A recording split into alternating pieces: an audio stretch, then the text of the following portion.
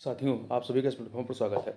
यहाँ पर हम लोग जो है आगामी उत्तर प्रदेश लोक सेवा आयोग के द्वारा जो आरओ एआरओ की प्रारंभिक परीक्षा कराई जानी है, उसके लिए हम लोग यहाँ पर कुछ टेस्ट पेपर को सॉल्व करेंगे। तो यहाँ पर हम लोग एक ध्येय आईएएस कोचिंग संस्था के द्वारा कराए गए एक टेस्ट पेपर को यहाँ पर कंप्लीट करेंगे। तो चलिए प्रारंभ करते हैं।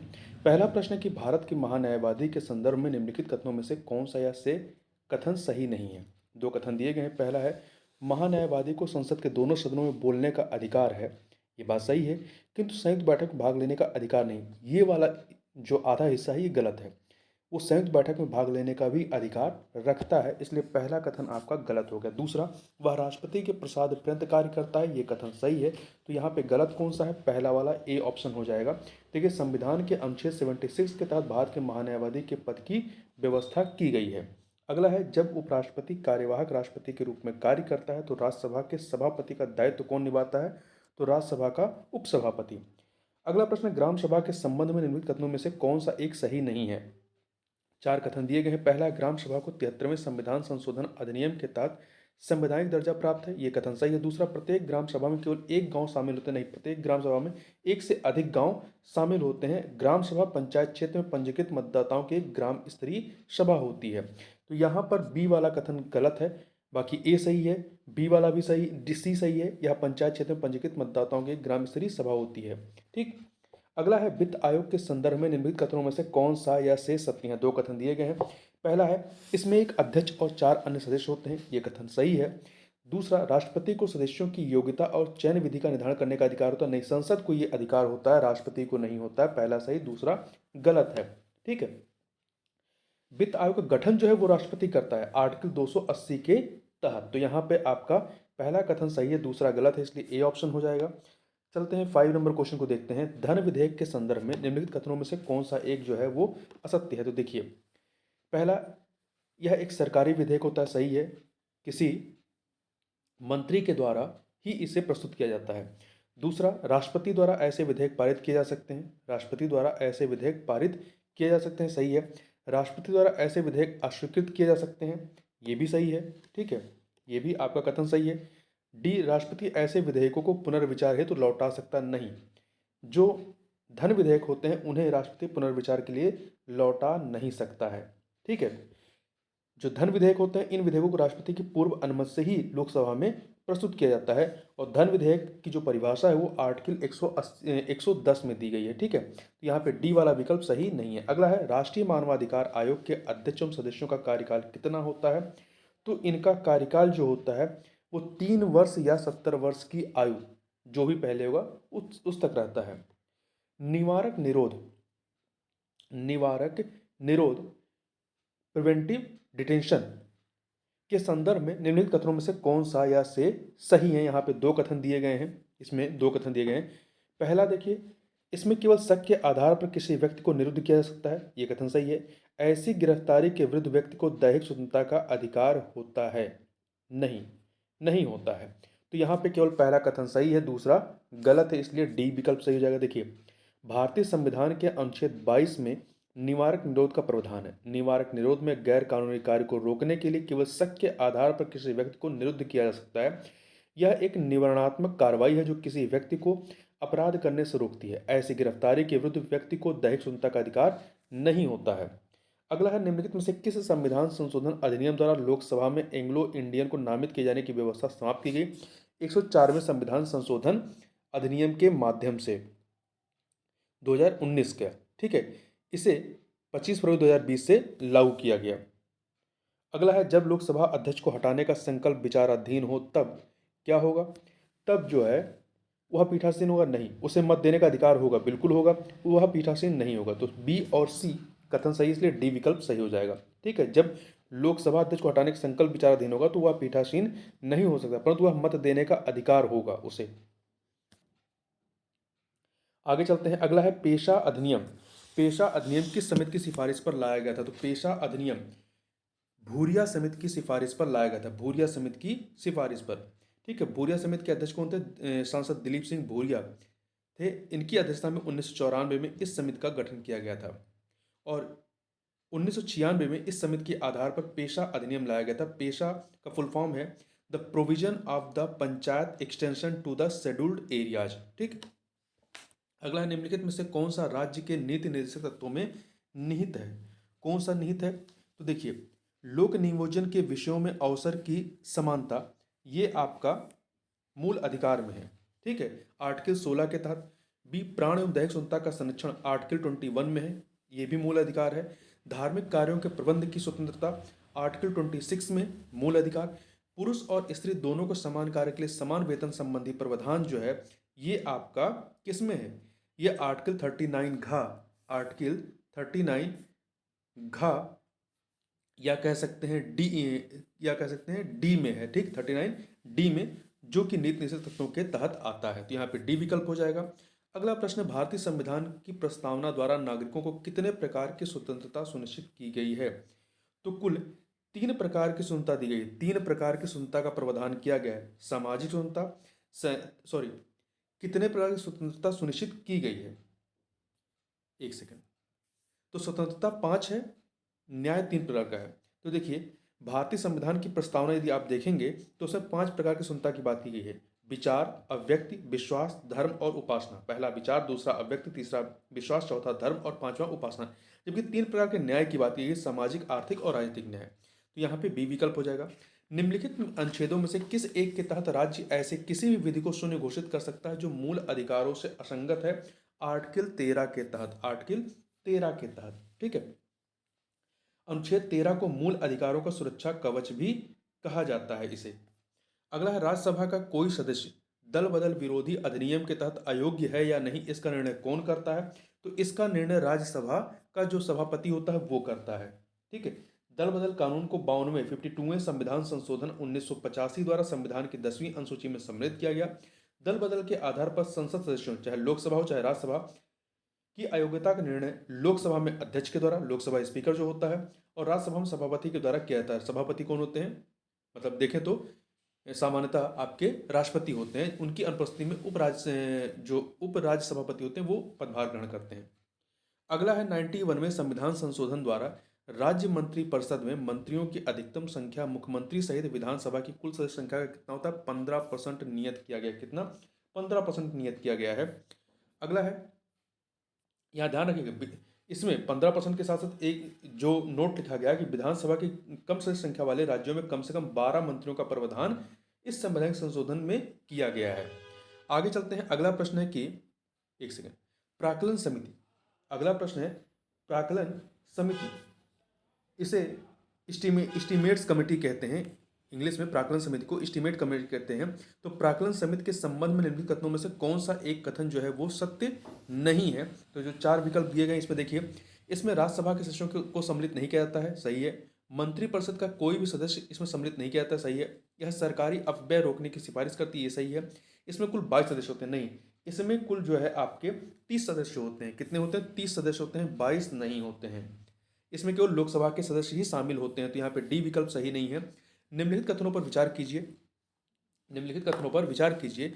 2 कथन दिए गए हैं आपके। तो पहला है, बताना सत्य कौन सा? भारतीय संविधान के अनुच्छेद 243 झ के अनुसार, 243 झ के अनुसार राज्य वित्त आयोग का गठन प्रत्येक 5 वर्ष पर किया जाता है। ये कथन सही है।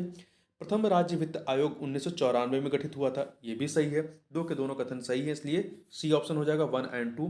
किसी भी राज्य के विधान परिषद एवं विधानसभा में न्यूनतम कितने सदस्य हो सकते हैं?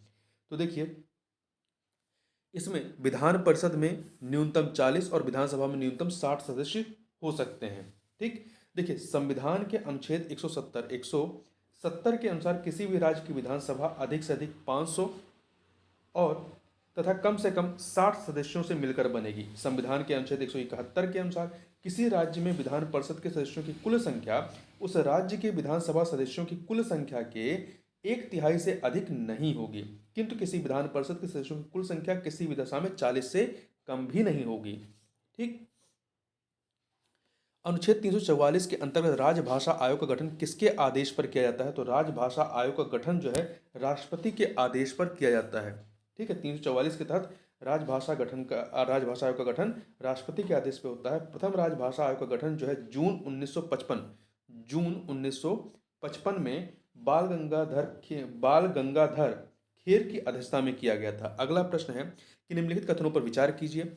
यहाँ पर दो कथन दिए गए हैं, देखिए बताना सही कौन सा। पहला, उच्चतम न्यायालय के किसी न्यायाधीश को उसके पद से हटाने के लिए प्रस्ताव संसद के किसी भी सदन में लाया जा सकता है, ये कथन आपका सही है। दूसरा, उच्चतम न्यायालय के न्यायाधीशों को उनके पद से हटाने की प्रक्रिया अनुच्छेद 124(4) में वर्णित है, ये कथन भी सही है। दो के दोनों कथन सही है, इसलिए सी ऑप्शन हो जाएगा। अगला प्रश्न है कि जब राष्ट्रीय आपात की उद्घोषणा प्रवर्तन में हो तो संसद को राज्य सूची के विषय पर विधि बनाने का अधिकार किस अनुच्छेद के तहत प्राप्त हो जाता है? तो अनुच्छेद 250 के तहत। अनुच्छेद 250 के तहत जब राष्ट्रीय आपात की उद्घोषणा प्रवर्तन में हो तो अनुच्छेद 250 के तहत संसद को राज्य सूची के विषय पर विधि बनाने का अधिकार प्राप्त हो जाता है। अगला है, निम्नलिखित में से किस आयोग ने राष्ट्रीय विकास परिषद का नाम परिवर्तित कर राष्ट्रीय आर्थिक विकास परिषद रखे जाने का सुझाव दिया था? तो ये सुझाव जो है सरकारिया आयोग के द्वारा दिया गया था, सरकारिया आयोग के द्वारा। देखिए, वर्ष 1988 में केंद्र सरकार द्वारा केंद्र राज्य संबंधों के निर्धारण हेतु सरकारिया आयोग का गठन किया था। अगला है, कर्नाटक के प्रथम युद्ध का प्रमुख कारण क्या था? तो इसमें बी विकल्प पढ़िए, अंग्रेजी नौसेना द्वारा कुछ फ्रांसीसी जलपोतों को पकड़ लेना इसका प्रमुख कारण था। बी विकल्प। देखिए, कर्नाटक का प्रथम जो युद्ध होता है वो 1746 से लेकर 1748 के मध्य में होता है। तो प्रथम युद्ध ऑस्ट्रिया के उत्तराधिकार युद्ध का विस्तार मत था। युद्ध की पहल अंग्रेजों की तरफ से हुई थी। बार्नेट के नेतृत्व में अंग्रेजी नौसेना ने कुछ फ्रांसीसी जलपोत पकड़ लिए थे। यूरोप में एक्सला चापेल की संधि जो कि 1748 में होती है से ऑस्ट्रिया के उत्तराधिकार का युद्ध समाप्त हो गया, जिसके कारण कर्नाटक का प्रथम युद्ध भी समाप्त हो गया। अगला है, निम्नलिखित में से किस एक मुगल शासक के समय दिल्ली पर अंग्रेजों का अधिकार हो गया था? किस मुगल शासक के समय पर दिल्ली पर अंग्रेजों का अधिकार हो गया था? तो ये शाह आलम द्वितीय के समय में, शाह आलम द्वितीय के समय। देखिए, शाह आलम द्वितीय का कार्यकाल जो है 1759 से लेकर के 1806 तक रहता है। 1759 से लेकर 1806 तक। इसका वास्तविक नाम अली गौहर था। शाह आलम द्वितीय ने ही क्लाइव को बंगाल, बिहार एवं उड़ीसा की दीवानी प्रदान की। 1765 ईस्वी से 1772 ईस्वी तक, 1765 से 1772 तक यह अंग्रेजों के संरक्षण में इलाहाबाद में रहा। शाह आलम द्वितीय के समय में ही दिल्ली पर अंग्रेजों का अधिकार हो जाता है 1803 में। ठीक है, प्रश्न यही था कि किस एक मुगल शासक के समय में दिल्ली पर अंग्रेजों का अधिकार हो गया था। अगला प्रश्न, निम्नलिखित में से कौन एक डॉक्टर अंबेडकर से संबंधित नहीं है? तो देखिए, the all India depressed class federation, the all India depressed class federation की स्थापना अंबेडकर जी ने 1920 में की थी। तो यह है बहिष्कृत हितकारिणी सभा 1924 में बंबई में 1924 में बंबई में स्थापित की थी। और समाज समता संघ, समाज समता संघ, तो देखिए 1927 में उन्होंने मराठी भाषा में बहिष्कृत भारत नामक पत्रिका का प्रकाशन शुरू किया। इसी वर्ष इन्होंने हिंदुओं और अछूतों में सामाजिक समानता के सिद्धांत का प्रचार करने के लिए समाज समता संघ स्थापित किया था 1927 में ही। ठीक, तो यहाँ पे पहला ABC सही है जो कि अंबेडकर संबंधित है। जबकि जो डिप्रेस्ड क्लास मिशन सोसाइटी है, डिप्रेस्ड ऑल इंडिया, देखिए डिप्रेस्ड क्लास मिशन सोसाइटी की स्थापना बंबई में 1906 में DR सिंधे ने की थी। DR सिंधे ने की थी। एक और संस्था है, गांधी जी ने 1932 में बंबई में all India depressed class association की स्थापना की थी। तो नामों में कंफ्यूज मत होइएगा। जो all India depressed class federation है ये अंबेडकर का है। डिप्रेस्ड क्लास मिशन सोसाइटी जो है ये DR सिंधे का है। और वहीं all India depressed class association Gandhi का है। आगे चलते हैं। अगला है, राष्ट्रीय आय में क्या सम्मिलित किया जाता है? राष्ट्रीय आय में अंतिम वस्तु एवं सेवाओं के मूल्य को सम्मिलित किया जाता है। राष्ट्रीय आय से तात्पर्य एक देश की एक वर्ष के आर्थिक क्रियाकलापों के फलस्वरूप उत्पादित अंतिम वस्तुओं एवं सेवाओं के मौद्रिक मूल्य के योग से होता है। इसमें विदेशों से अर्जित साधन आय को भी सम्मिलित किया जाता है। इस आय में अंतिम वस्तुओं एवं सेवाओं के मूल्य को ही सम्मिलित किया जाता है, ना कि मध्यवर्ती वस्तुओं के मूल्य को। इसमें पुरानी वस्तुओं के मूल्य को घरेलू सेवाओं एवं हस्तांतरण भुगतान को सम्मिलित नहीं किया जाता है।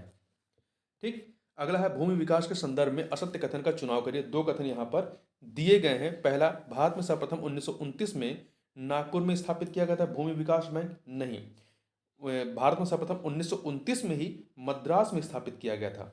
ठीक है, मद्रास में भूमि विकास बैंक कृषकों की अचल संपत्ति को बंधक बना करके, मतलब अपने पास गिरवी रखकर ऋण प्रदान करता है। तो पहला कथन गलत है क्योंकि नागपुर में नहीं मद्रास में हुआ था। दूसरा, यह कृषकों को दीर्घकालीन ऋण प्रदान करता है, ये कथन सही है। ध्यान रखिएगा भूमि विकास बैंक जो है ये दीर्घकालीन ऋण प्रदान करता है। तो पहला कथन, इससे पूछा असत्य कौन सा है, तो पहला वाला ही असत्य है, तो इसलिए ए विकल्प हो जाएगा। अगला है निम्नलिखित में से कौन सा एक वक्र मुद्रास्फीति की दर, वक्र मुद्रास्फीति की दर एवं बेरोजगारी दर में व्युत्क्रम संबंध को दर्शाता है। मतलब कौन सा एक जो कर्व है वो मुद्रास्फीति की दर, इन्फ्लेशन रेट और बेरोजगारी दर, अनएम्प्लॉयमेंट रेट में व्युत्क्रम संबंध को दर्शाता है। तो ये दर्शाता है आपका फिलिप्स वक्र। फिलिप्स वक्र जो है ये इनके मध्य में व्युत्क्रम संबंधों को दर्शाता है। भारत में मुद्रा की पूर्ति हेतु न्यूनतम कोष प्रणाली की शुरुआत कब से की गई, तो इसकी शुरुआत जो होती है आपकी अक्टूबर 1957 1957 में हुई थी। भारत में मुद्रा की पूर्ति का नियमन आरबीआई के द्वारा किया जाता है। अगला है उत्तर प्रदेश कृषि निर्यात नीति। उत्तर प्रदेश कृषि निर्यात नीति 2019 के संदर्भ में निम्नलिखित कथनों में से कौन सा या शेष सत्य है। दो कथन, इस नीति को 10 दिसंबर 2019 को मंजूरी प्रदान की गई थी। इस नीति को 10 सितंबर 2019 को मंजूरी प्रदान की गई थी, सही है। दूसरा, इसका उद्देश्य प्रदेश से कृषि निर्यात को वर्ष 2024 तक दोगुना करना है, ये कथन भी आपका सही है। दो के दोनों कथन यहाँ पर सही है, सी ऑप्शन हो जाएगा। वह जनजाति जिसमें विवाह को बापला या बुपला कहा जाता है, तो किस जनजाति में कहा जाता है, तो ये आपका संथाल जनजाति में कहा जाता है। संथाल जनजाति में कहा जाता है। संथाल जाति जो है 2011 की जनगणना के अनुसार मुख्यतः बिहार, त्रिपुरा, पश्चिम बंगाल, झारखंड, उड़ीसा में पाई जाती है। यह प्रोटो ऑस्ट्रेलाइड प्रजाति से संबंधित प्रजाति है। इसमें विवाह को बापला या बुपला कहा जाता है। ठीक। चांग्या लद्दाख की जनजाति है। कोल बिहार, छत्तीसगढ़, उड़ीसा एवं मध्य प्रदेश, महाराष्ट्र की जनजाति है। कोरबा झारखंड और छत्तीसगढ़ की जनजाति है। अगला प्रश्न है कि यहाँ पे दो सूचियां हैं, जनपद और वन डिस्ट्रिक्ट वन प्रोडक्ट के तहत चिन्हित उत्पाद। तो देखिए प्रयागराज में क्या है, मूंज का उत्पाद। प्रयागराज में मूंज का उत्पादन है तो 3 से मिलाइए। बलिया में बिंदी है। चंदौली में जरी जरदोजी है। 4 से मिलाइए। मुजफ्फरनगर में गुण है। तो देखिए प्रयागराज में मूंज उत्पादन, बलिया में बिंदी, चंदौली में जरी जरदोजी, मुजफ्फरनगर में आपका गुण है। तो 3142 बी विकल्प आपका सही हो जाएगा। अगला प्रश्न, निम्नलिखित नदियों को उनकी लंबाई के क्रम में कम से अधिक मतलब आरोही क्रम में चलना है, छोटे से बड़े की तरफ चलना, व्यवस्थित करना है। तो यहाँ पर आप देखें कौन सा इसमें सबसे छोटी आपकी ताप्ती नदी है। सबसे छोटी आपकी ताप्ती है 724 किलोमीटर। फिर कावेरी है 800 किलोमीटर, महानदी 851 और सबसे लंबी इनमें है नर्मदा 1312 किलोमीटर। तो आपका ताप्ती, कावेरी, महानदी और नर्मदा 2143 हो जाएगा, सी ऑप्शन। अगला प्रश्न है वर्षा की बूंदों का मृदा की ऊपरी परतों पर प्रहार से मृदा कणों का पृथक्करण कहलाता है। वर्षा की बूंदों का मृदा की ऊपरी परतों पर प्रहार से मृदा कणों का पृथक्करण क्या कहलाता है, तो इसे जो है अश्पाल अपरदन कहते हैं। अश्पाल अपरदन कहते हैं, ठीक है। तो देखिए परत अपरदन क्या होता है, जब मिट्टी का जल के साथ बहना परत अपरदन होता है। रील अपरदन क्या होता है, रील अपरदन मिट्टी में छोटी एवं कम गहरी नालियों का बनना, यह रील अपरदन होता है। परत अपरदन जो है आपका मिट्टी का जल के साथ बहना है। रील अपरदन मिट्टी में छोटी एवं कम गहरी नालियों का बनना है। और नालिका अपरदन, रील अपरदन की नालियों का बड़ा हो जाना ही अवनालिका अपरदन, मतलब रील अपरदन जब बड़े स्तर पर हो जाता है, मतलब और ज़्यादा बृहद रूप में हो जाता है, तो वो अवनालिका अपरदन हो जाता है। अगला है ITC-Z के संदर्भ में ITC-Z के संबंध में निम्नलिखित कथनों में से कौन सा असत्य है। ये कौन सा ऐसे असत्य है, यहाँ पे दो कथन दिए गए हैं। तो देखिए ITC-Z, इसे इंग्लिश में कहेंगे inter tropical convergence zone, Hindi में अंतः उष्णकटिबंधीय अभिसरण क्षेत्र कहते हैं। यह निम्न वायुदाब का क्षेत्र होता है। इस क्षेत्र में व्यापारिक पवनें मिलती हैं तथा वायु ऊपर को उठती है, सही है। यह भारतीय मानसून को प्रभावित करती है, यह कथन भी सही है। दो के दोनों कथन सत्य है, असत्य कोई भी नहीं, इसलिए डी विकल्प हो जाएगा। अगला है 36 नंबर क्वेश्चन, देखते हैं। दो सूचियां हैं, कोयला क्षेत्र और राज्य।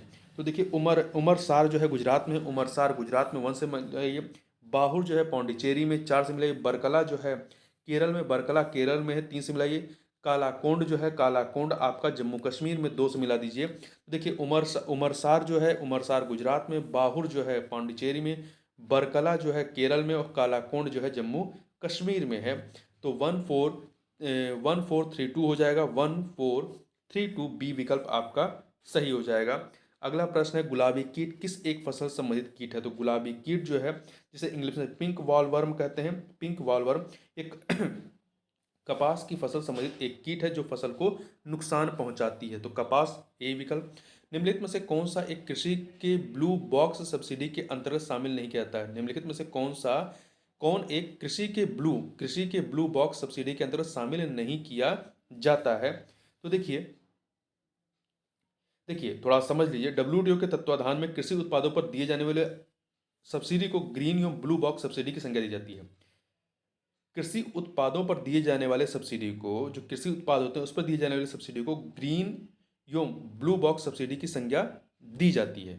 ठीक है, ग्रीन बॉक्स में देखिए कृषि क्षेत्र में दी गई ऐसी सब्सिडी जिनसे व्यापार को विकृति नहीं होती, उस जैसे कृषि अनुसंधान, पौध संरक्षण उपाय आदि हो गई है। ठीक, वहीं ब्लू बॉक्स में कृषि क्षेत्र में दी गई ऐसी सब्सिडी जिनसे व्यापार में विकृति उत्पन्न होती है, जैसे बिजली, सिंचाई तथा उर्वरक। तो इसमें आपका बिजली, सिंचाई, उर्वरक ये आपके ब्लू बॉक्स में है, जबकि पौध संरक्षण जो है ये ग्रीन बॉक्स में आ जाएगा, ये ग्रीन बॉक्स में आ जाएगा। तो यहाँ पे डी वाला ब्लू बॉक्स में शामिल नहीं है। पूर्वांचल एक्सप्रेस वे से कौन सा जिला लाभान्वित नहीं होता है? तो देखिए पूर्वांचल एक्सप्रेस वे 341 किलोमीटर लंबा एक्सप्रेस वे है जो कि गाजीपुर से लखनऊ के मध्य विकसित किया गया है। तो इसके जो लाभान्वित जिले हैं इसमें लखनऊ गाजीपुर ही है। इसके अतिरिक्त बाराबंकी है, अमेठी है, सुल्तानपुर है, अयोध्या है, अंबेडकर नगर है, आजमगढ़ है, मऊ है और गाजीपुर है। इसमें जौनपुर शामिल नहीं है। देखिए ध्यान रखिएगा, इसमें आपका लखनऊ, बाराबंकी, अमेठी, सुल्तानपुर, अयोध्या, अंबेडकर नगर, आजमगढ़, मऊ, गाजीपुर, कुल 9 जिले इसमें शामिल हैं। जौनपुर नहीं है। उत्तर प्रदेश का निम्नलिखित में से कौन सा जिला पड़ोसी देश नेपाल के साथ सीमा साझा नहीं करता है? देखिए उत्तर प्रदेश 7 जिलों की सीमा पड़ोसी देश नेपाल से लगती है, जिसमें से आपका गोरखपुर शामिल नहीं है। देखिए 7 जिले कौन कौन से हैं? महाराजगंज है, सिद्धार्थनगर है, बलरामपुर है, श्रावस्ती है, बहराइच है, लखीमपुर खीरी है और पीलीभीत है। अगला है जनगणना 2011 के अनुसार उत्तर प्रदेश में सर्वाधिक महिला साक्षरता दर वाला जिला कौन सा है? तो सर्वाधिक महिला साक्षरता दर वाला जिला जो है आपका कानपुर नगर है, जबकि न्यूनतम महिला साक्षरता दर वाला जिला श्रावस्ती है। अगला प्रश्न है कि गोविंद बल्लभ पंत सामाजिक संस्थान स्थित है कहाँ पे? तो ये आपका प्रयागराज में, इलाहाबाद में स्थित है गोविंद बल्लभ पंत सामाजिक संस्थान। ठीक है, गोविंद बल्लभ पंत सोशल इंस्टीट्यूट। शिवाजी के अष्टप्रधान में कौन एक राज्य की आय व्यय का लेखा जोखा रखता था? तो आय व्यय की लेखा जोखा का कार्य जो है मजुमदार करते थे। कौन करते थे? मजुमदार करते थे।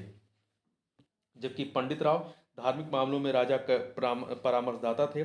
शर ए नौबत जो है ये सेना की भर्ती, संगठन, रसद आदि का प्रबंध करते थे। दबीर जो होते थे राज्य के विदेश मंत्री के तौर पर कार्य करते थे। ठीक है, जबकि मजुमदार या अमात्य जो होते हैं, मजुमदार को ही अमात्य कहते हैं, राज्य की आय व्यय का लेखा जोखा रखता था। रामचंद्र पंत शिवाजी के आमात्य थे या मजुमदार थे। अलाउद्दीन खिलजी का मूल नाम क्या था? अलाउद्दीन खिलजी का जो मूल नाम था अली गुरसब था। तारीख सुबुक्तगीन पुस्तक के लेखक कौन है? तारीख सुबुक्तगीन पुस्तक के लेखक अबुल फजल बैहाकी हैं। इसमें सुबुक्तगीन के परिवार के एक अप्राप्त इतिहास का कुछ अंश मिलता है। अगला है निम्नलिखित कथनों पर विचार कीजिए। यहाँ पे 2 कथन दिए गए हैं, बताना सत्य कौन सा है। पहला है हड़प्पा सभ्यता की मोहरों एवं कलाकृतियों में गाय का चित्रण नहीं मिलता है, बिल्कुल सही है।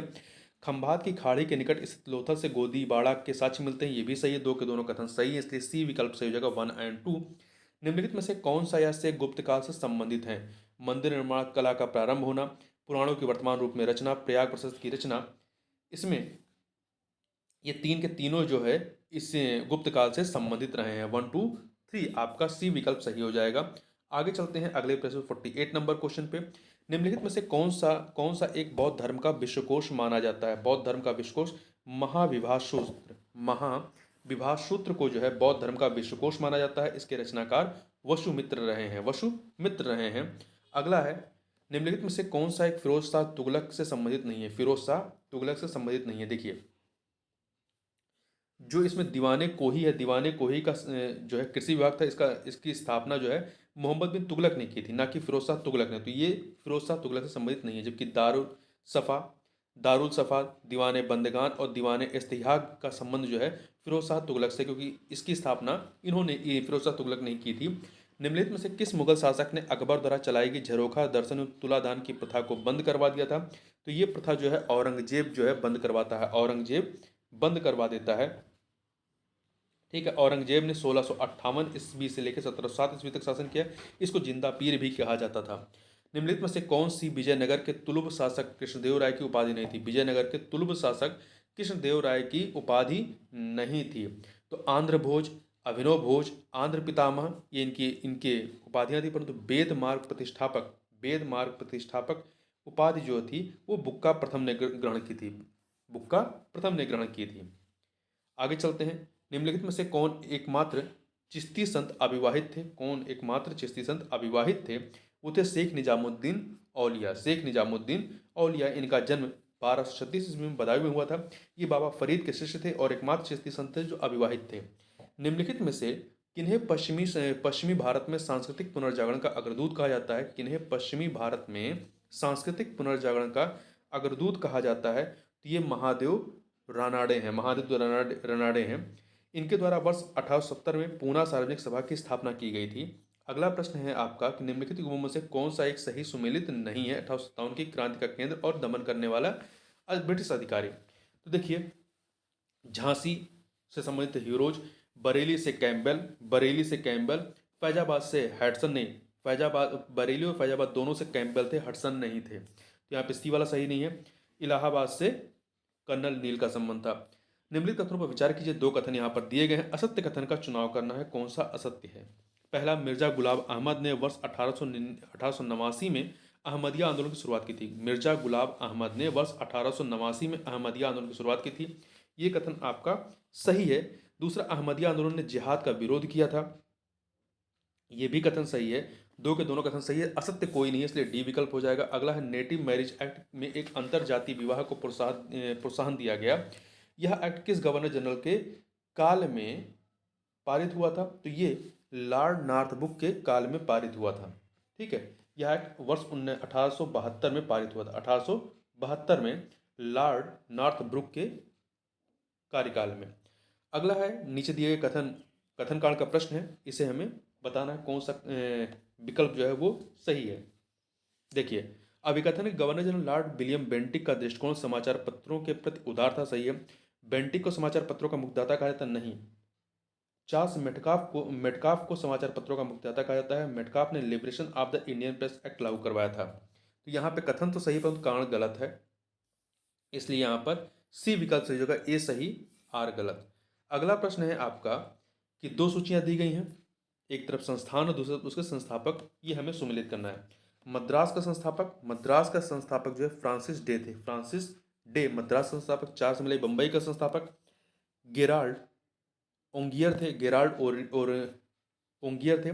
पौंडीचेरी का प्रथम गवर्नर फ्रैंको मार्टिन। तीसरे मिले कलकत्ता का संस्थापक जॉब चारनॉक थे। वंश मिलाई देखिए, फिर से देखिए, मद्रास का संस्थापक फ्रांसिस डे, बंबई का संस्थापक गेराल्ड ओंगियर, पुंडुचेरी का प्रथम गवर्नर फ्रैंको मार्टिन, कलकत्ता का संस्थापक जॉब चारनॉक। 4231 आपका डी विकल्प सही हो जाएगा। आगे चलते हैं।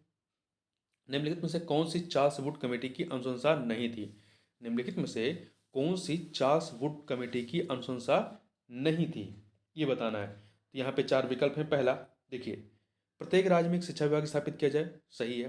प्रत्येक जिले में कम से कम सरकारी स्कूल खोला जाए, सही है। भारतवासियों को आंग्ल भाषा की शिक्षा दी जाए, नहीं। भारतीयों को आंग्ल भाषा में शिक्षा की वकालत मैकाले समिति ने की थी, न कि चार्ल्स वुड समिति ने की थी। यहाँ पे सी वाला सही नहीं। संबद्ध निजी विद्यालयों को अनुदान के रूप में सहायता देने की बात कही गई थी। ठीक है, अगला है, पोर्टोनोवा के युद्ध के संबंध में निम्नलिखित कथनों में से कौन सा या से सही है? यहाँ पे दो कथन दिए गए हैं। यह मराठों एवं अंग्रेजों के मध्य वर्ष 1781 में लड़ा गया था, नहीं। पोर्टोनोवा का युद्ध जो है हैदर अली और अंग्रेजों के मध्य 1781 में लड़ा गया था। तो पहला कथन गलत। दूसरा, इसमें अंग्रेजी सेना का नेतृत्व जनरल आयरकोट ने किया था, ये भी सही है। तो पहला गलत है, दूसरा सही है। तो यहाँ पे बी विकल्प सही हो जाएगा। अगला है, मुस्लिम लीग ने किस तिथि को सीधी कार्रवाई दिवस की शुरुआत की थी? तो ये शुरुआत किया गया था इनके द्वारा 16 अगस्त 1946 को, 16 अगस्त 1946 को। अगला है, निम्नलिखित में से किस वाद में यह कहा गया कि उद्देश्य का संविधान का अंग नहीं है? ये कहा गया था आपका बेरुवारी वाद में, बेरुवारी वाद में कहा गया था, ठीक है। इसमें कहा गया था कि उद्देश्य का संविधान का अंग नहीं है, जबकि केशवानंद भारती वाद 1973 में उच्चतम न्यायालय ने अपने निर्णय को पलटते हुए कहा कि उद्देश्य का संविधान का भाग है।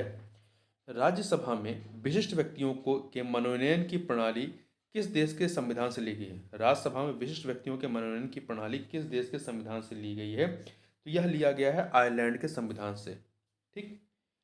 अगला है, कथन कांड का प्रश्न है। कथन कांड का प्रश्न है आपका, कथन है कि भारतीय संविधान नम्यता और अनम्यता का अनोखा मिश्रण है, सही। इसमें संशोधन की प्रक्रिया अत्यंत जटिल है।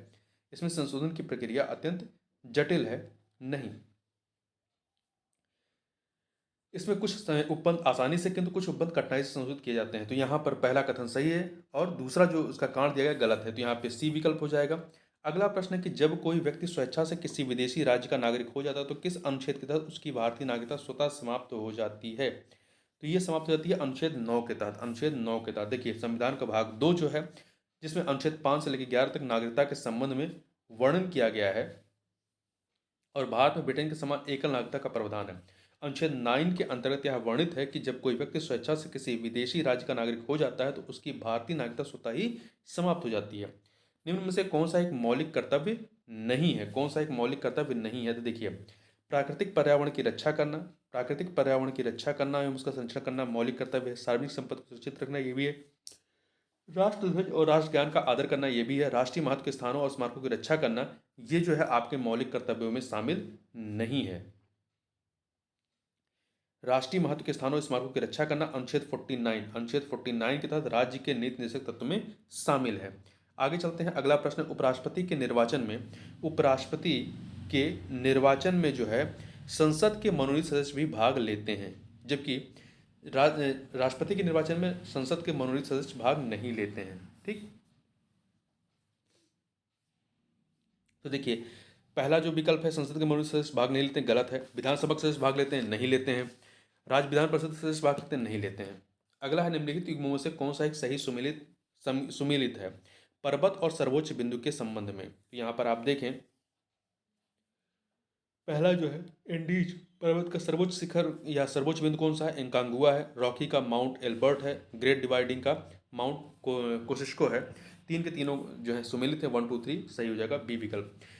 रोन डेल्टा तथा लायंस की खाड़ी, रोन डेल्टा तथा लायंस की खाड़ी चलने वाली ठंडी हवा को क्या कहते हैं? इसका नाम क्या है? इसका नाम है मिस्टल। जो ठंडी हवा चलती है मिस्टल नाम से जानी जाती है, ए विकल्प। साधारणतया ओरा बैंकी खरपतवार पाया जाता है। ओरा बैंकी खरपतवार जो है एक परजीवी किस्म का पौधा है जो साधारणतः तंबाकू के खेत में, किसमें? तंबाकू के खेत में पाया जाता है।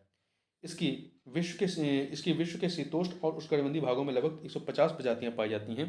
अगला है, श्वेत नील एवं ब्लू नील नदियां अफ्रीका महाद्वीप के किस स्थान पर मिलकर संयुक्त रूप से नील नदी के रूप में प्रवाहित होती हैं? तो ये सूडान के खार्तूम में मिल करके यहाँ पर मिलती हैं और इसके बाद नील नदी के नाम से जानी जाती हैं। नील नदी संसार की सबसे लंबी नदी है। इसकी एक शाखा ब्लू नील टाना झील से निकलती है, एक शाखा श्वेत नील विक्टोरिया झील से निकलती है। श्वेत नील और ब्लू नील नदियाँ अफ्रीका महाद्वीप के खार्तूम जो कि सूडान में है मिलकर संयुक्त रूप से नील नदी के नाम से प्रवाहित होती हैं। अगला है, विश्व का सबसे बड़ा सिंथेटिक रबर टायर बनाने का केंद्र एक्रोन स्थित है। सिंथेटिक रबर टायर बनाने का केंद्र एक्रोन कहाँ स्थित है? तो ये आपका यूएसए, संयुक्त राज्य अमेरिका में स्थित है। अगला प्रश्न है, कथन कांड का प्रश्न है। कथन कांड का प्रश्न है, कथन है कि उत्तरी गोलार्ध की तुलना में दक्षिणी गोलार्ध में, उत्तरी गोलार्ध की तुलना में दक्षिणी गोलार्ध में पश्चिमी पवन अधिक सतत तथा स्थायी होती है, सही है। कांड, क्योंकि उत्तरी गोलार्ध की तुलना में दक्षिणी गोलार्ध में भूखंड कम है। तो कथन कांड दोनों सही है और व्याख्या भी हो रही है, इसलिए ए विकल्प आपका सही हो जाएगा। अगला है, विश्वतीय जलवायु प्रदेश में सदाबहार वर्षा वनों का व्यापक विस्तार पाया जाता है। विश्वतीय जलवायु प्रदेश में सदाबहार वर्षा वनों का व्यापक विस्तार पाया जाता है, क्योंकि यहाँ पे दो कांड दिए गए, बताना सही कौन सा है। तो देखिए यहाँ पर इस प्रदेश में वर्ष भर उच्च तापमान रहता है, सही। इस प्रदेश में वर्ष भर संवहनीय वर्षा होती है, दो के दोनों कारण ही सही है, इसलिए सी विकल्प सही हो जाएगा, 1 एंड 2। निम्नलिखित जनजातियों में से कौन सी जापान में निवास करती है? तो जापान में निवास करने वाली जनजाति जो है इसमें से एनु है, एनु। इनुइट जो है, इनुइट जो है कनाडा की है। नॉर्डिक स्कैंडिनेवियन जो देश है आपके, नॉर्वे, स्वीडन, फिनलैंड, यहाँ के हैं। जुलू जो है ये दक्षिण अफ्रीका की जनजाति है। अगला है, निम्नलिखित युगों में से कौन सा या से सही सुमेलित है घास भूमियां और उनकी अवस्थिति के संबंध में? तो आप यहाँ पे देखें, सेल्वास जो है, ये सेल्वास जो है आपका अमेजन घाटी पाई जाती है। लानोस अर्जेंटीना में, उरुग्वे में नहीं बल्कि वेनेजुला में। लानोस वेनेजुला के सवाना घास भूमि पाए जाते हैं। पंपास जो है, पंपास ये अर्जेंटीना एवं उरुग्वे में पाए जाते हैं। तो यहाँ देखिए, लानोस वेनेजुला और पंपास अर्जेंटीना और उरुग्वे। तो केवल पहला सही है, दूसरा तीसरा गलत है। सेल्वास अमेजन घाटी, तो यहाँ पे ए विकल्प आपका सही हो जाएगा। अगला प्रश्न है कि बास्पोरस जलसंधि, बास्पोरस जलसंधि जो है ये कहाँ पे है? तो देखिए, बास्पोरस जलसंधि इस्तांबुल और अनातोलिया प्रायद्वीप, जो कि तुर्की का हिस्सा है, इस्तांबुल और अनातोलिया प्रायद्वीप को अलग करती था, काला सागर और मरमरा सागर को जोड़ती है। तो यहाँ देखिए, पहला इस्तांबुल और अनातोलिया प्रायद्वीप को अलग करती सही है, काला सागर और मरमरा सागर को जोड़ती सही, दो के दोनों कथन सही है, बी और ए और बी। तो सी विकल्प हो जाएगा। निम्नलिखित में से कौन रूपांतरित चट्टान नहीं है? कौन सा रूपांतरित चट्टान नहीं है? तो क्वार्टजाइट है, क्वार्टजाइट है, ठीक है, बलुआ पत्थर से क्वार्टजाइट बनता है। संगमरमर है, चूना पत्थर से बनता है। शिस्ट है, स्लेट से शिस्ट बनता है। परंतु ग्रेनाइट जो है, ग्रेनाइट अग्नेय चट्टान है। ग्रेनाइट क्या है? अग्नेय चट्टान, जबकि अन्य सभी रूपांतरित हैं। यहाँ पे सी विकल्प हो जाएगा। निम्नलिखित वन्यजीव अभयारण्यों में से कौन सा एक सफेद भालू के संरक्षण के लिए जाना जाता है? तो ये है दाजीगाम। दाजीगाम जम्मू कश्मीर राज्य में स्थित है। यह प्रमुख रूप से सफेद भालू के संरक्षण के लिए प्रसिद्ध है। वर्ष 1912 ईस्वी में, वर्ष 1912 ईस्वी में गन्ना प्रजनन संस्थान, 1912 में गन्ना प्रजनन संस्थान की स्थापना कहाँ की गई थी? कोयम्बटूर में की गई थी। कहाँ पे? कोयम्बटूर में की गई थी। भारत के उत्तर पश्चिम में, भारत के उत्तर पश्चिम क्षेत्र में शीतकाल में वर्षा होती है, इसका प्रमुख कारण क्या है? इसका प्रमुख कारण पश्चिमी विक्षोभ है, पश्चिमी विक्षोभ है। जबकि तमिलनाडु के तटीय क्षेत्रों में उत्तर पूर्व मानसून के कारण शीतकाल में वर्षा होती है। उत्तर पूर्व मानसून के कारण शीतकाल में वर्षा होती है, कहाँ पे? तमिलनाडु के तटीय क्षेत्रों में। अगला है, यहाँ पे बताना है कौन सा सुमेलित नहीं है, कौन सा युग्म जलप्रपात और नदी में। देखिए, आपका जो गोकाक जलप्रपात है घाट प्रवाह नदी पर, चचाई बीहड़ नदी पर, अमृत धारा महानदी पर नहीं। अमृत जलप्रपात छत्तीसगढ़ राज्य में हसदो या हसदेव नदी पर है। अमृत धारा जलप्रपात जो है छत्तीसगढ़ राज्य में हसदो या हसदेव नदी पर स्थित है। तो यहाँ पे सी वाला सही नहीं। कपिल धारा नर्मदा पे है। देखिए, गोकाक घाट प्रवाह पे चचाई बीहड़, अमृत धारा हसदो या हसदेव नदी पर, कपिल धारा नर्मदा नर्मदा नदी पर है। निम्नलिखित नदियों में से कौन सी एक हिमाचल प्रदेश से होकर नहीं बहती? हिमाचल प्रदेश से होकर के नहीं बहती है। तो ब्यास, सतलज और यमुना ये हिमाचल से होकर बहती है, परंतु दूध गंगा जो है, दूध गंगा नदी जम्मू कश्मीर, महाराष्ट्र तथा उत्तराखंड राज्यों में बहती है। दूध गंगा जो है ये दूध गंगा नाम से दो नदियां हैं, एक तो आपके जम्मू कश्मीर साइड में बहती है और दूसरी जो है महाराष्ट्र, जम्मू कश्मीर उत्तराखंड में, दूसरी आपकी महाराष्ट्र में। तो यहाँ पे दूध गंगा हो जाएगा। अगला है 84 नंबर क्वेश्चन देखते हैं। विदर्भ के नाम से जाने वाला क्षेत्र कहाँ है? तो विदर्भ के नाम से जाने जाने वाला जो क्षेत्र है ये दक्कन पठार के पूर्वी भाग में, दक्कन पठार के पूर्वी भाग, दक्कन का पठार मध्य प्रदेश और महाराष्ट्र राज्य में स्थित है। यह पठार ज्वालामुखी बेसाल चट्टानों का बना है। इसके पूर्वी भाग को ही विदर्भ कहा जाता है। अगला है, निम्नलिखित भारतीय राज्यों में से किस एक की सीमा समुद्र से नहीं लगती? तेलंगाना की सीमा जो है आप देखेंगे तो समुद्र से नहीं लगती है। भारत के 9 राज्य गुजरात, महाराष्ट्र, गोवा, कर्नाटक, केरल, आंध्र प्रदेश, उड़ीसा, पश्चिम बंगाल, तमिलनाडु की सीमा समुद्र से लगती है, बाकी अन्य की नहीं लगती है। निम्नलिखित देशों में से कौन सा एक हीरा भंडार के मामले में शीर्ष पर है? तो हीरा भंडार के मामले में जो रूस है वो शीर्ष पर है, ठीक है। इसके पश्चात बोत्सवाना, फिर कांगो है। अगला प्रश्न है कि कोच्चिन बंदरगाह के संबंध में निम्नलिखित कथनों में से कौन सा कथन सत्य है? यह केरल में स्थित प्राकृतिक बंदरगाह सही है, लैगून पर स्थित है और यह भारत का सबसे बड़ा शिपयार्ड है। ये तीन के तीनों कथन क्या है? सही है। तो यहाँ पे डी विकल्प हो जाएगा। निम्नलिखित युग्मों में से कौन सा एक सही सुमेलित नहीं है? निम्नलिखित युग्मों में से कौन सा एक सही सुमेलित नहीं है? देखिए, यहाँ पे भारत में सर्वाधिक ग्रामीण लिंगानुपात वाला जो राज्य है वो केरल है। भारत में सर्वाधिक ग्रामीण जनसंख्या वाला संघीय क्षेत्र जो है, सर्वाधिक ग्रामीण जनसंख्या वाला, भारत में सर्वाधिक ग्रामीण जनसंख्या वाला संघीय क्षेत्र आपका दिल्ली है। न्यूनतम शहरी लिंगानुपात वाला संघीय क्षेत्र जो है दमन दीव है। ग्रामीण क्षेत्रों में न्यूनतम लिंगानुपात वाला राज्य नागालैंड है। नहीं, देखिए ग्रामीण और शहरी क्षेत्रों में न्यूनतम लिंगानुपात वाला राज्य जो है वो हरियाणा है, ना कि नागालैंड। डी विकल्प। अगला है 89 नंबर क्वेश्चन, निम्नलिखित युग्मों में से कौन सा सही सुमेलित है, कौन सा सही सुमेलित है। तो देखिए क्लोरैम्फेनिकॉल, क्लोरैम्फेनिकॉल ये प्रतिजैविक औषधि होता है, प्रतिजैविक औषधि है। बेनाड्रिल प्रतिहिस्टामिन है। एस्पोर्टम, एस्पोर्टम कृत्रिम मधुकरक है, मतलब सिंथेटिक शुगर है। तो सभी के सभी क्या हैं, सुमेलित हैं, सही सुमेलित हैं। आगे चलते हैं। अगला है निम्नलिखित कथनों में से कौन सा एक सत्य नहीं है, कौन सा एक जो है सत्य कथन नहीं है चारों में से। तो देखिए पहला है फ्रक्टोज फलों के मीठे स्वाद का कारण होता है। फ्रक्टोज, फ्रक्टोज जो है फलों के मीठे स्वाद का कारण होता है, सही है। मानव शरीर सेलुलोज के पाचन में अक्षम होता है, सही है। गैस्ट्रिन एक पेप्टाइड हार्मोन होता है, सही है। रतौंधी एक अनुवांशिक रोग है, नहीं, रतौंधी विटामिन ए की कमी से होने वाला रोग है, ना कि ये अनुवांशिक जेनेटिक रोग नहीं है। निम्नलिखित कथनों पर विचार करें, निम्नलिखित कथनों पर विचार करें। यहाँ पे दो कथन दिए गए हैं, सत्य कथन कौन सा ये बताना। देखिए प्रकाश का वर्ण विक्षेपण प्रिज्म द्वारा संभव है, सही है। जब दो समानांतर समतल दर्पणों के मध्य कोई वस्तु रखी जाती है तो बनने वाले प्रतिबिंबों की संख्या अनंत हो जाती है, ये कथन सही है। दो के दोनों कथन सही है, 1 और 2 दोनों। तो सी विकल्प हो जाएगा। चलती गाड़ी के अचानक रुकने पर यात्रियों का आगे की ओर झुक जाना किसका उदाहरण है, तो ये जड़त्व का उदाहरण है। किसका है, जड़त्व का उदाहरण है, ठीक है, इनर्शिया का। अगला है गॉस निम्नलिखित में से किस एक का मात्रक है, तो गॉस जो है ये चुंबकीय प्रेरण का, चुंबकीय प्रेरण का मात्रक है, ठीक है, मैग्नेटिक इंडक्शन का है। लेंस की शक्ति का मात्रक क्या होता है, डायोप्टर। रेडियो एक्टिविटी का मात्रक है क्यूरी। विद्युत प्रतिरोध का मात्रक है ओम। अगला है पृथ्वी के लिए पलायन वेग का मान कितना, पलायन वेग का मान कितना होता है, तो ये आपका 11.2 किलोमीटर प्रति सेकंड, मतलब इस स्पीड से किसी वस्तु को यदि आप फेंकते हैं तो वो वस्तु जो है धरती को पार कर जाएगा, धरती की सीमा को, वो वापस धरती पर लौट कर नहीं आएगा। निम्नलिखित में से कौन सा परमाणु में पाया जाने वाला मौलिक कण नहीं है, तो आप देखें इलेक्ट्रॉन, प्रोटॉन, न्यूट्रॉन है, परंतु न्यूट्रॉन ये मौलिक कण नहीं होता है।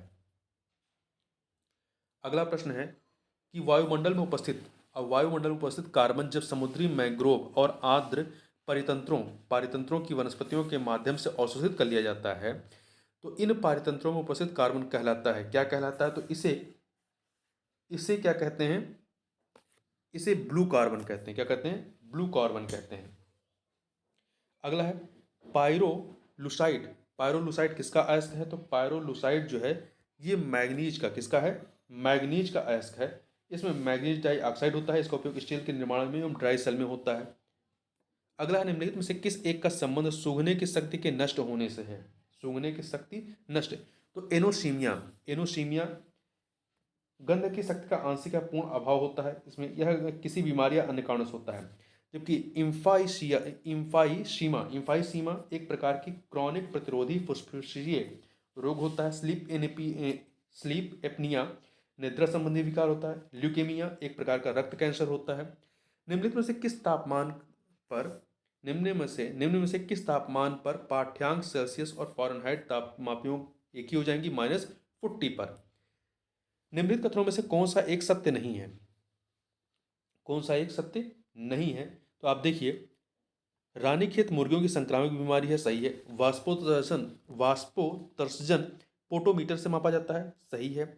मैडकाउ रोग मवेशियों के मस्तिष्क को प्रभावित करता है, सही है। मवेशियों में होने वाला मुंहपका रोग का कारक जीवाणु होता है, नहीं, वायरस होता है। ये विषाणु या वायरस से होने वाला रोग है, तो डी वाला सही नहीं है। निम्नलिखित में से एक तंत्रिका संबंधी रोग कौन सा है, तो तंत्रिका संबंधी रोग इसमें से आपका जो मिनीमाता है, मिनीमाता मरकरी की वजह से होता है, एक तंत्रिका संबंधी रोग है। यह रोग शरीर में पारा या मरकरी की अधिकता के कारण होता है। कुष्ठ रोग एक संक्रामक बीमारी है। थैलेसीमिया एक अनुवांशिक रोग है।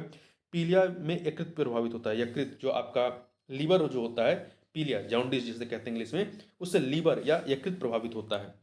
अगला प्रश्न है आपका यकृत, यकृत उत्सर्जन, यकृत मतलब इंग्लिश में लीवर कहते हैं, उत्सर्जन में महत्वपूर्ण सहयोग कैसे देता है, तो यह जो है आवश्यकता से अधिक अम्लों के नाइट्रोजनीय पदार्थों को यूरिया में परिवर्तित करके और रुधिर रुधिर की अमोनिया को यूरिया में परिवर्तित करके उत्सर्जन में महत्वपूर्ण सहयोग देता है। ठीक है, तो यहाँ पे ए और बी दोनों सही है, सी ऑप्शन हो जाएगा।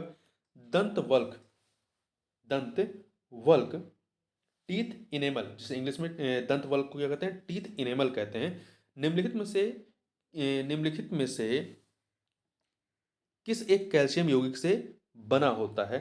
तो ये जो होता है आपका कैल्शियम फॉस्फेट, किससे बना होता है? कैल्शियम फॉस्फेट से बना होता है। निम्नलिखित में से कौन भुगतान संतुलन की प्रतिकूलता को सुधारने में सहायक है? तो देखिए, आयात प्रतिस्थापन, उच्च स्तरीय उत्पादन तकनीक का प्रयोग करना, घरेलू उद्योगों की कार्यक्षमता में वृद्धि करना, ये सभी जो है भुगतान संतुलन की प्रतिकूलता को सुधारने में सहायक होते हैं। उपरोक्त सभी डी ऑप्शन हो जाएगा। अब यहाँ पे जो मैथ और रीजनिंग के प्रश्न, इन प्रश्नों को छोड़ते हुए हम लोग आगे बढ़ते हैं और पहुंच जाते हैं 118 नंबर पे। वर्ष 1960 के दशक में प्रारंभ हुई हरित क्रांति में प्रयुक्त मुख्य पादप या फसल कौन सा था? तो मुख्य फसल इसमें गेहूं था, मैक्सिकन गेहूं था। ठीक है, तो यहाँ पे ए ऑप्शन हो जाएगा। 1966 में हरित क्रांति का भारत में प्रारंभ हुआ था। अगला है, भारत में खाद्य सुरक्षा एवं मानक अधिनियम पारित हुआ था कब? तो ये खाद्य सुरक्षा एवं मानक अधिनियम वर्ष 2006 में पारित हुआ था, वर्ष 2006 में पारित हुआ था, तो बी विकल्प हो जाएगा। इस प्रकार से इस टेस्ट सीरीज में बस इतना ही। मिलते हैं नेक्स्ट वीडियो, तब तक के लिए बहुत बहुत धन्यवाद।